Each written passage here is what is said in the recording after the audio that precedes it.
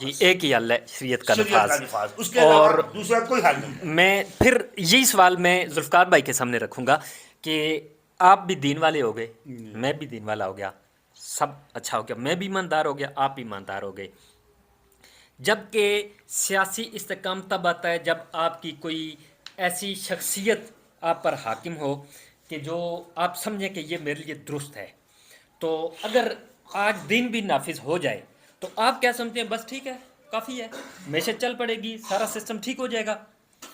کیسر بھائی، میں آپ کے سوال کی طرف بھی آتا ہوں۔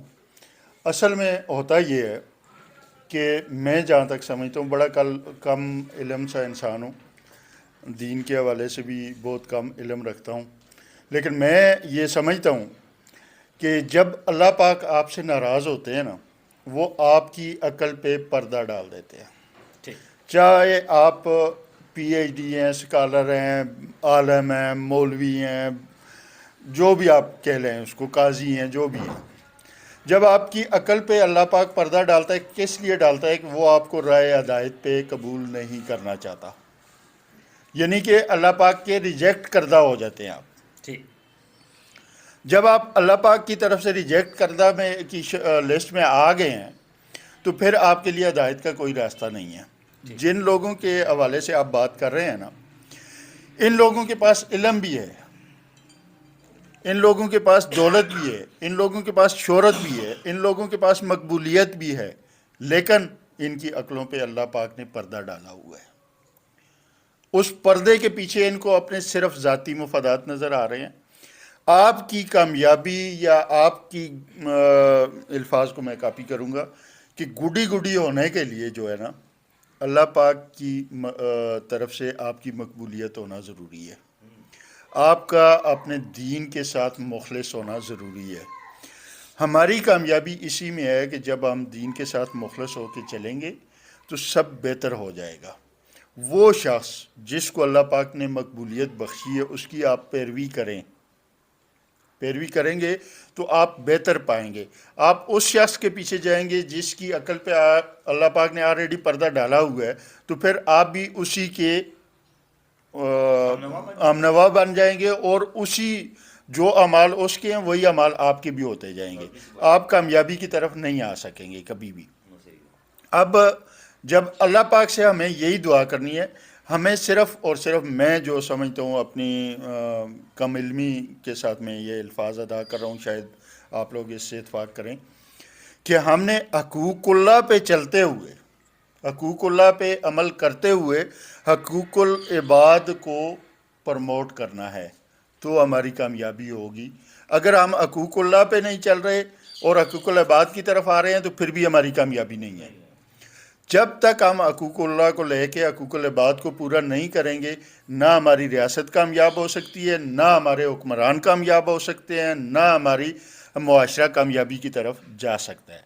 تو آئیے، میں اپنے ناظرین سے بھی یہی کہوں گا، آپ کے توسط سے آپ آج پروگرام ہوسٹ کر رہے ہیں، تو میں یہی کہوں گا کہ سب سے پہلے حقوق اللہ کو اپنائیں، حقوق اللہ کو اپنانے کے بعد حقوق العباد پہ توجہ دیں۔ جب آپ ان چیزوں کو انتہائی ایمانداری کے ساتھ سر انجام دیں گے تو آپ کامیابی اور فلاح کی طرف جائیں گے، آپ کی ریاست، آپ کا معاشرہ، آپ کا ملک ترقی اور بہتری کی طرف جائے گا۔ جب تک آپ بے ایمانی، دغا بازی، فریب، دھوکہ دہی، ان چیزوں کے پیچھے پڑے ہوئے ہیں اور ان چیزوں میں اپنی کامیابی سمجھتے ہیں، آپ قطعاً کامیاب نہیں ہو سکتے۔ کسر بھائی، اس سوچ کو تبدیل کرنے کی اشد ضرورت ہے۔ جیسا کہ ابھی آپ نے تھوڑی دیر پہلے کہا کہ میں بھی ایماندار ہو گیا، آپ بھی ایماندار ہو گئے، ذوالفقار بھائی بھی ایماندار ہو گئے، وہ بھائی بھی ایماندار ہو گیا، تو یہ سدھار کی طرف کیسے آئے گا؟ سر، منہ سے کہنے سے ایماندار نہیں ہوتا بندہ۔ سر، اگر آپ یہاں بیٹھے بیٹھے اپنے آپ کو ایماندار گردانا شروع کر دیں گے یا مجھے ایماندار کہنا شروع کر دیں گے تو یہ ایمانداری نہیں ہے۔ سر، مجھے کسی کو دیکھنا نہیں ہے، مجھے اپنا محاسبہ کرنا ہے، مجھے خود کو اس لائن پہ چلانا ہے جس کی ڈیمانڈ میرا اللہ مجھ سے کر رہا ہے، پھر اس کے بعد سارے معاملات خود بخود ٹھیک ہوں گے۔ اور ٹھیک کون کرے گا؟ میرا رب کرے گا، میرا اللہ کرے گا۔ اپنے گھر سے، خود سے یہ آغاز کرنا ہوگا۔ ہر اس شخص کو، ہر اس آدمی کو جو پاکستانی ہے اور جو چاہتا ہے کہ ہمارے ملک کے حالات ٹھیک ہوں، جو چاہتا ہے ہمارے ملک کی معیشت ٹھیک ہو، جو چاہتا ہے ہمارے حکمران ٹھیک ہو، جب تک ہم ٹھیک نہیں ہوں گے ہمارے حکمران بھی ٹھیک نہیں ہو سکتے. ہمیں ٹھیک ہونا ہوگا کیسر بھائی، ہمیں انسان بننا ہوگا پہلے، پھر ہمیں دوبارہ دوسرے نمبر پہ ہمیں خالص اور سچا مسلمان بننا ہوگا. جب تک ہم انسان نہیں بنیں گے، مسلمان نہیں بنیں گے، ہم اسی نہج میں اسی طرح بلک بلک کر روتے بھی رہیں گے اور بلک بلک کر اس دنیا سے بھی چل جائیں گے. میری سمجھ سے ایک بات باہر ہے کہ امام مہدی علیہ السلام آئیں گے تو فتنوں کا دور ہوگا اور فتنوں کو ختم کرنے کے لیے آئیں گے، جبکہ وہ تو بڑے لیول پہ فتنے ہوں گے. یہ جو انتشار موجودہ وقت میں ہے، اس کو دبانے کے لیے، اس کو ختم کرنے کے لیے، جڑ سے اکھاڑنے کے لیے ہمیں ابھی کچھ ایکشن لینے کی ضرورت ہے، یا ہمیں صرف یہ دیکھیں نا امام مہدی علیہ السلام آئیں گے وہ انتشار ختم کریں گے. اب اس ٹائم ہمیں خود کو ٹھیک کر کے ہم بیٹھ جائیں. ٹھیک ہے، ہمیں ٹھیک ہونا چاہیے، کچھ ہمارے اوپر ڈنڈا آئے گا وہ ہمیں ٹھیک کرے گا. دیکھیں نا، جب آپ صلی اللہ علیہ وسلم دنیا میں تشریف لائے as a messenger of God, تو وہ آئے، انہوں نے بتایا یہ صحیح ہے یہ غلط ہے، اس پہ انہوں نے قوانین لاگو کیے اور اس پہ عمل درآمد ہوا تو دنیا سیدھے راستے پہ چلی. اور مسلمان ایک وقت آیا کہ دنیا کی امامت کی انہوں نے. ابھی میری سمجھ سے یہ بات بالکل بالاتر ہے کہ میں اور آپ ٹھیک ہو جائیں گے. حضور، میں اور آپ پارلیمنٹ میں نہیں جاتے، میں اور آپ الیکٹ جس کو کرتے ہیں وہاں ہم گامے کو سلیکٹ کرتے ہیں، پھجا وہاں بیٹھا ہوتا ہے. میری سمجھ میں، عقل میں یہ دانست میری تسلیم ہی نہیں کرتی جو آپ بات کر رہے ہیں. یہ جو کام کرنا ہے یہ حکمرانوں نے کرنا ہے. اوپر ڈنڈا، آج آپ ایک ڈکٹیٹر لیں، ضیاء بیٹھا رہا نا جی 10 سال، ضیاء ڈنڈا اٹھا کے اسلام اسلام کرتا رہا نا. وہ دیکھیں مہنگائی بھی نہیں بڑھی، جہاں پہ اس کو چیزیں ملی وہیں پہ ایک آنا چیز نہیں بڑھی. مجھے یاد ہے 100 روپیہ پاؤ دودھ تھا، وہ 100 روپیہ ہی رہا. کیسے وہ اس نے سنبھال لیا. اور یہاں پہ میں خود کو ٹھیک کر کے میں کیا کر لوں گا؟ میں پارلیمنٹ میں چلا جاؤں گا؟ میں کیسے حالات کو ٹھیک کروں گا؟ میری عقل بالکل اس چیز کو گوارا ہی نہیں کرتی. میں ماننے کے وہ مانتا ہی نہیں ہوں کہ ایسے میں اور آپ ٹھیک کر لیں، ٹھیک ہو نہیں. جب تک ایک مکمل، دیکھیں پاکستان اگر ہے تو اس کا ایک آئین ہے، اس کے مطابق ہم چلتے ہیں، پاکستانی کہلاتے ہیں. یہ ریاست بھی ہمارے ایک آئین کے تحت وجود میں آتی ہے. جب آپ خود کو ٹھیک بے شک کر لیں، جب تک آپ کا لائحہ عمل، حکمت عملی نہیں ہے تو آپ کیسے ٹھیک ہوں گے؟ بے شک آپ ٹھیک کرتے رہیں، آپ کے اوپر کوئی ایسا بیٹھا ہی نہیں ہے جو آپ کو چلائے، لیڈرشپ ہی نہیں ہے، تو پھر آپ کیسے کہتے ہیں کہ میں ٹھیک ہو جاؤں، آپ ٹھیک ہو جائیں؟ کیسر بھائی، آپ میری اس بات کو واپس اسی نہج پر لے آئے ہیں. کس نہج پر؟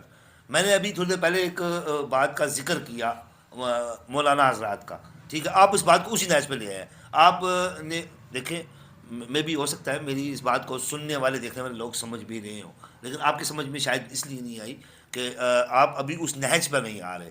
آپ جس جگہ سے آپ بات کر رہے ہیں نا، اس وجہ سے آپ کو یہ بات سمجھ میں نہیں آ رہی. وہ میں آپ کو تھوڑی سی وضاحت دیتا ہوں اس بات کی.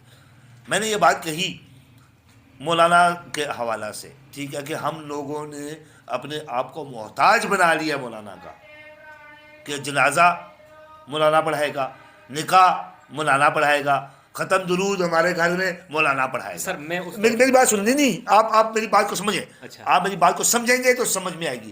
اگر آپ اس طرح سوال پر سوال کر کے جواب کی گہرائی میں نہیں جائیں گے، آپ کو کبھی آنے والے 50 سالوں تک سمجھ نہیں آئے گی.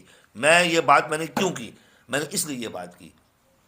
اب آپ کا جو مدعا ہے، آپ کا جو کوشچن ہے، آپ کا جہاں پہ یہ کوشچن پھنس گیا ہے وہ کیا ہے؟ وہ یہ ہے کہ ہم پارلیمنٹ میں نہیں جاتے، ہم سینٹ میں نہیں جاتے. ایسا ہی ہے، وہ جو پارلیمنٹ میں بیٹھے ہوئے ہیں، جو سینٹ میں بیٹھے ہوئے ہیں، جو ہمارے حکمران ہیں، وہ جب تک صحیح نہیں ہوں گے، وہ ڈنڈا نہیں جب تک صحیح طرح ہمارے سر پہ لاگو ہوگا، مسلط ہوگا، اس وقت تک ہم کیسے ٹھیک ہو جائیں گے؟ ایک بات، کیونکہ میں بھی پہلے ایسے ہی تھا. ٹھیک ہے، میں بھی اسی پوائنٹ سے بات کرتا تھا، اور وہیں پہ کھڑے ہیں آپ جہاں پہ میں بھی کبھی ہوا کرتا تھا. لیکن میری زندگی میں سدھار آیا، میری زندگی میں کافی چینجز آئی، اور ابھی آپ کے سامنے ہے. اللہ تبارک و تعالیٰ کبھی پیشی معاف فرمائے، میرا گزر بسر، میرا گزارا اوقات بہت اچھے طریقے سے ہو رہا ہے. حق حلال کا میں کھاتا ہوں، اپنے بچوں کو بھی کھلاتا ہوں الحمدللہ، اور اللہ تبارک و تعالیٰ مجھے باہم رزق پہنچا رہا ہے حق حلال کا، کیونکہ میری طرف بھی حق حلال کی جب سے ہوئی اور جب سے میں نے اپنے آپ کو اس ٹریک پہ چلانے کے لیے کوشش شروع کی تو میرے رب نے میری رہنمائی کی. ابھی بات یہ ہے کہ میرے اکیلے کے ٹھیک ہو جانے سے سارے معاملات ٹھیک نہیں ہو جاتے. سر سارے ٹھیک ہو جائیں سنیں میری بات, جب تک وہ نہیں ٹھیک. سنیں میری بات. پارلیمنٹ میں آسمان سے اترے ہوئے لوگ نہیں ہیں. سینٹ میں جو لوگ بیٹھے ہوئے ہیں وہ کوئی اسپیشل علیحدہ مخلوق نہیں ہے. لیکن وہ ہم میں سے بھی نہیں ہے. جی ہم میں سے ہی ہیں. For the kind of information, آپ کی اطلاع کے لیے عرض ہے, یہ وہ ہم میں سے نکلے ہوئے لوگ ہیں جو شیطانیت کے اس کے چکر ویو میں پھنسے ہوئے ہیں, جو اس کے محاصرہ میں ہے, اور اس وجہ سے یہ معاملات ہو رہے ہیں. سر میں نے آپ سے یہ عرض کیا, میں اپنے ناظرین کو بھی یہ بات بتانا ضروری سمجھتا ہوں پلس آپ کے, کہ سر مجھے کل جواب دے ہونا ہے اپنی ذات کا اللہ کے حضور. مجھے جا کے آپ کا, ذوالفقار بھائی کا یا کسی دوسرے تیسرے کا جواب مجھ سے نہیں مانگا جائے گا, نہ میرے ماں باپ کا مانگا جائے گا, نہ میری اولاد کا مانگا جائے گا. مجھ سے میرے حوالہ سے میری زندگی گزارنے کا جو طرز عمل میں نے اپنا اڈاپٹ کیا ہوگا اس کے بارے میں سوالات کیے جائیں گے, اور اسی کے بارے میں مجھے آگے جواب بھی دینا ہوگا. سر مجھے آپ جو بات کر رہے ہیں نا اوور آل, دیکھیں جب تک میں خود کو نہیں ٹھیک کروں گا میں کیسے یہ مقصد ہے کہ امید رکھوں کہ میرا ملک بھی ٹھیک ہو جائے گا. ایک بات, اب میری بات پوری سنیے گا, میں خود تو ٹھیک نہ ہوں اور میں امید رکھوں کہ مجھ پہ حکمران ٹھیک آ جائیں, میں امید رکھوں کہ میرا ریاستی نظام ٹھیک ہو جائے, میں امید رکھوں کہ میرا قانون ٹھیک ہو جائے, تو سر مجھ سے بڑا بے وقوف, مجھ سے بڑا جاہل اس دنیا میں کوئی نہیں ہوگا. جب تک میں خود کو نہ سدھاروں, جب تک میں خود صحیح ٹریک پہ نہ چلوں, مجھے یہ امید رکھنا ہی نہیں چاہیے کہ میرے اوپر حکمران ٹھیک آئے گا. ایک دودھ والا دودھ میں پانی ملا رہا ہے اور دعا کر رہا ہے کہ یا اللہ مجھ پہ حکمران نیک مسلط کر. عجیب مزاح خیز بات ہے. ذوالفقار بھائی خود تو میں دو نمبری کر رہا ہوں, خود تو میں کرپشن کر رہا ہوں, خود تو میں جھوٹ بول رہا ہوں, اور امید کرتا ہوں کہ میرے حکمران ٹھیک ہو جائیں. سر ایسا نہیں ہو سکتا. پھر میرے پہ حکمران ایسے ہی آئیں گے کیونکہ میرے کرتوت ایسے ہیں. سر مجھے سب سے پہلے اپنے آپ کو سدھارنا ہوگا, مجھے اپنی فیملی کو سدھارنا ہوگا. جب ایک انسان سدھرتا ہے نا, ایک انسان صحیح ٹریک پہ چلتا ہے تو پوری ایک نسل سدھر جاتی ہے. پوری ایک نسل, کیسر بھائی ایک انسان کا بگاڑ پوری ایک نسل کا بگاڑ ہے. سر یہ سمجھنے کی ضرورت ہے. سر آج اگر ہمارے اس پروگرام کے توسط سے, ہمارے ان الفاظ کے توسط سے اگر دو افراد, 3 افراد, 4 افراد یا 10 افراد سدھار میں آ جاتے ہیں تو سر اس کا اجر ہمیں دنیا میں بھی اور آخرت میں بھی ملے گا, اور ہمارے اس ملک کو بھی فائدہ پہنچے گا. سر آپ یہ اپنے ذہن سے چیز نکال دیں کیسر بھائی کہ ایک ہم 2 3 4 بندوں کے سدھرنے سے سارا معاشرہ ٹھیک نہیں ہو جائے گا. سر بالکل ہوگا. سر آپ دیکھیں جب میرے رسول اللہ صلی اللہ علیہ وآلہ وسلم کو حکم ہوا, کیا نبی پہلے حکم دیا میرے اللہ نے کہ چیدہ چند لوگ جن پر تمہیں اندھا اعتماد ہے ان تک حق کا پیغام پہنچاؤ. پھر کچھ عرصہ کے بعد ہر خاص عوام کے لیے پیغام کا حکم ہو گیا. جب صفا کی پہاڑی پہ کھڑے ہو گئے آپ نے یہ بات کہی کہ اگر میں اے عرب کے لوگوں میں تم سے کہوں کہ پہاڑی کے پیچھے ایک فوج کھڑی ہو تم پر حملہ آور ہونے والی ہے, کیا تم میری بات پہ یقین کر لو گے؟ انہوں نے کہا جی بالکل لبیک یا رسول اللہ, ہم آپ کی بات پہ یقین کریں گے کہ فوج ابھی حملہ کرنے والی ہے, کیونکہ آپ سچے ہیں, کھرے ہیں, آپ نے کبھی جھوٹ نہیں بولا, آپ صادق اور امین ہیں. تو آپ صلی اللہ علیہ وسلم نے کہا تو میں ہی تم سے کہتا ہوں کہ کہو کہ اللہ کے سوا کوئی بات کے لائق نہیں, اور میں یعنی کہ محمد صلی اللہ علیہ وسلم اللہ کا رسول ہے. تو انہوں نے کہا کہ اے محمد آپ اس بات پہ یقین نہیں کرتے تھے, ہم یہ بات نہیں مانتے, کیونکہ ہمارے آباء و اجداد نے تو اتنے بتوں کو پوجا, ہمارے تو اتنے خدا ہیں, ہم کیوں کہتے ہیں اس بات پہ یقین کر لیں. اب آپ دیکھیں مائنڈ سیٹ, بندے کی بات مان رہے ہیں, رسول اللہ صلی اللہ علیہ وسلم محمد کی بات مان رہے ہیں کہ محمد جو کہے گا سچ کہے گا. جب حق کی بات محمد نے کی تو اس کو ماننے سے انکار کر دیا. تو کیسر بھائی اسی وجہ سے اللہ تبارک و تعالیٰ نے ہمارے لیے ڈنڈا نافذ کیا ہے. ڈنڈا, وہ ڈنڈا کیا ہے؟ شریعت. جب تک شریعت کا قانون نافذ العمل نہیں ہوگا اس ملک میں, جس کی بنیاد کلمے کے اوپر رکھی گئی, جس کی بنیاد بانی پاکستان رکھنے والے کی زندگی آپ کے سامنے ایک رول ماڈل ہے, ایک نمونہ ہے, اس کا خواب دیکھنے والے کا زندگی آپ کے سامنے رول ماڈل ہے, نمونہ ہے. اور اس پارٹیشن کا مین مقصد یہی نظریہ تھا, 2 قومی نظریہ, کہ ہم اپنے اس ریاست کا وجود اس لیے چاہتے ہیں. قائد اعظم محمد علی جناح کے یہ الفاظ ہیں میں اپنے پاس نہیں کہہ رہا کہ ہم اس ریاست کا وجود اس لیے چاہتے ہیں کہ ہم اپنے اللہ کی عبادت آزادانہ طریقے سے کر سکیں. ہماری مسجدوں میں آزادانہ طریقے سے لبیک کی آوازیں گونجیں, اللہ کی طرف بلاوے کی آوازیں گونجیں, اور ہم آزادانہ طریقے سے جا کے وہاں پہ سر بسجود ہو اور اللہ کا حضور پیش ہو. یہ اسی دو قومی نظریے کے تحت وجود میں آیا نا. تو پھر اس پہ شریعت کا قانون نافذ عمل کیوں نہیں ہو سکتا؟ جب ہماری بنیاد کلمہ ہے, جب ہمارا نظریہ دو قومی نظریہ ہے, ہماری عبادات کا سلسلہ ایسا ہے, تو پھر یہ ایسا کیوں نہیں ہو؟ قیصر بھائی, امام مہدی کا آپ نے ذکر کیا, میں اس کو کلوز کروں گا بات کو فتنے کی حوالہ سے. فار دا کائنڈ انفارمیشن قیصر بھائی, یہ آخری صدی چل رہی ہے. اس آخری صدی کے حوالے سے متعدد احادیث مبارکہ موجود ہیں. مسلم میں ہے, بخاری میں ہے, ماجہ میں ہے, ترمذی میں ہے, سنن نسائی میں ہے, ان تمام بکس میں موجود ہیں. ٹھیک ہے, اس میں یہی ہمیں رسول اللہ صلی اللہ علیہ وسلم نے ہمیں انڈیکیشن بھی دی ہے, ہمیں بتایا ہے کہ اس جو آخری 14ویں صدی ہوگی یہ آخری دور ہوگا, قیامت کے قریب ترین دور ہوگا. آپ نے انگلیوں کا اشارے سے بھی وہ حدیث ہے کہ میری انگلیوں میں جتنا فرق ہے مجھ میں اور قیامت میں اتنا فرق ہے. تو سر یہ دور جو چل رہا ہے نا, یہ امام مہدی کا دور چل رہا ہے. فار دا کائنڈ انفارمیشن کہ یہ دور اتنا دور نہیں ہے, چند سالوں کی بات ہے. آپ دیکھیے گا کہ امام مہدی کا ظہور ہو جائے گا, کیونکہ فتنے اس وقت عروج پر ہے, اور ان فتنوں سے بچنا ہی جہاد ہے. اور ان فتنوں سے بچنے کے لیے ہمیں تمام ٹیکٹس اللہ نے قرآن اور حدیث مبارکہ کے ذریعے دے دی ہے. تو قیصر بھائی, خواہ عمران خان ہے, خواہ فضل الرحمان ہے, خواہ کوئی بھی سیاسی لیڈر ہے, کوئی بھی ہے, اگر وہ قرآن کے مطابق چلتا ہے تو سب سے پہلے میں وہ شخص ہوں گا اس کے پیچھے کھڑا ہوں گا. سب سے پہلا شخص میں ہوں گا, میں اس کے پیچھے کھڑا ہوں گا. لیکن وہ خالصتاً قرآن کے حوالے سے اپنی زندگی گزارنے والا ہو, قرآن کے مطابق چلنے والا ہو, قرآن کے مطابق بیان کرنے والا ہو, قرآن کے مطابق ہمیں راہ راست دکھانے والا ہو, تو سب سے پہلا شخص اس دنیا میں, اس پاکستان میں ہوں گا, اس کے پیچھے میں لبیک کہوں گا. وقت کی قلت کے باعث پروگرام یہیں پہ میرا خیال ہے رول کرتے ہیں. ہمارا پروگرام شروع ہوا تھا معیشت سے, اور آخر پہ ہمارا جو اینڈ ہوا وہ معاشرت پہ آ کے اینڈ ہوا, اور وہ بھی اس پوائنٹ پہ اینڈ ہوا کہ اختلافات پہ ہی اینڈ ہوا. انشاءاللہ امید ہے ان اختلافات کو چلے جائے گا.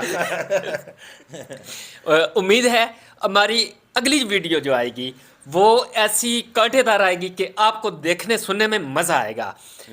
اسی اختلاف پہ کہ نعمان بھائی کا کہنا ہے کہ ہمیں خود کو ٹھیک کرنے میں ہی ہماری فلاح بھی ہے. بالکل. اور میرا پوائنٹ آف ویو یہ ہے کہ اگر اسی نقطے کو لے لیا جائے تو وہ جس اصحابی نے پوچھا تھا دوسرے صحابی سے, سینئر صحابی سے, کہ اے عمر میرا لباس تو نہیں بن سکا, تیرے پاس دوسری چادر کہاں سے آئی اور تیرا لباس بن گیا. تو میرا خیال ہے کہ سب سے پہلے اوپر جو حکمران ہو وہ ڈنڈا چلائے گا تو عوام نیچے چلے گی, اور اگر وہ ڈنڈے والا نہیں ہوگا عوام خود کو صحیح بھی کر لے, کچھ نہیں ہو سکتا. اور اگلی کانٹے دار ویڈیو دیکھنے کے لیے انتظار کیجئے. انشاءاللہ بہت جلد آپ کی خدمت میں حاضر ہوں گے. میں اپنے دوستوں نعمان خان اور ذوالفقار خان کا بہت ہی شکر گزار ہوں, ان نے اپنا قیمتی وقت دیا, اور اس جو ہماری ایک ہم نے جو معلومات عوام تک پہنچانی تھی وہ آپ بتائیں گے کتنی حد تک پہنچی ہیں بھی یا نہیں پہنچی, یا کتنی پہنچی ہیں. تو انشاءاللہ اگلی ویڈیو کا انتظار کریں, بہت جلد آپ کی خدمت میں اپنی رائے سے ضرور آگاہ کیجیے گا. والسلام ہم تینوں بھائیوں کی طرف سے. والسلام.